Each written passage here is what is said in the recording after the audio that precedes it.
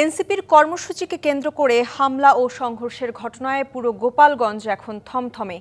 চলছে ২২ ঘন্টার কারফিউ। এ বিষয়ে আরো বিস্তারিত জানাতে আমাদের সাথে গোপালগঞ্জ থেকে যুক্ত হচ্ছেন আমাদের সহকর্মী আমিরুল ইসলাম। আমিরুল, প্রতিবেদনে আমরা দেখছিলাম যে এনসিপির কর্মসূচিকে কেন্দ্র করে হামলা ও সংঘর্ষের ঘটনায় এখনো থমথমে গোপালগঞ্জ এবং ২২ ঘন্টার কারফিউ চলছে এবং এ পর্যন্ত আটক করা হয়েছে ২৫ জনকে। সবশেষ কি তথ্য আছে আপনার কাছে?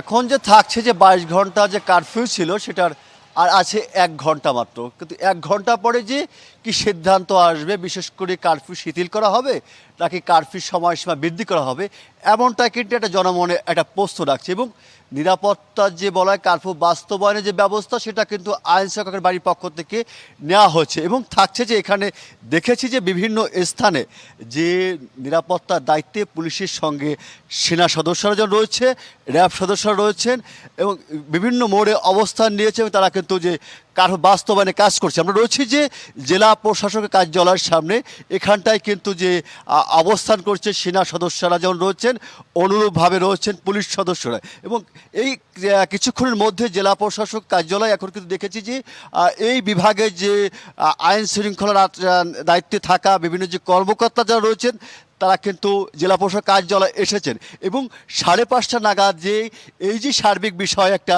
গণমাধ্যমের সঙ্গে একটা ব্রিফিংয়ের কথা রয়েছে, সেই ব্রিফিংয়ে হয়তো বা পরবর্তী যে সিদ্ধান্ত, সেই সিদ্ধান্ত আসতে পারে। যার কারণে যে এখন কিন্তু যে এই জেলা প্রশাসক কার্যালয়ে যে এই বিভাগের যে ঊর্ধ্বতম কর্মকর্তা যাদের উপরে আইন শৃঙ্খলা সহ সার্বিক বিষয় যে দায়িত্ব রয়েছে তারা কিন্তু বৈঠকে বসেছেন।